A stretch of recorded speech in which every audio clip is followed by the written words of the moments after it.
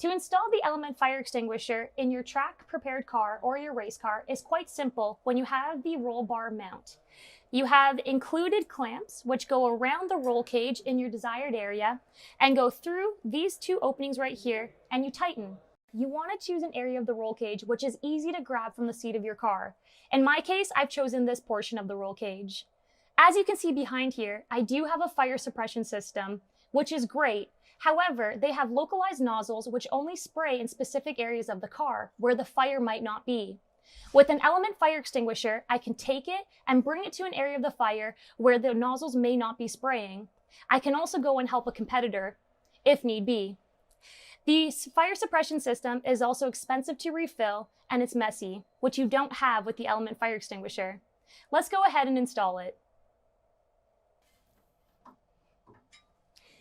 So now that the clamps are tightened, that concludes your installation process of your element fire extinguisher. Now be sure to not forget to put your Velcro strap on your element fire extinguisher. This adds an additional layer of protection against vibration.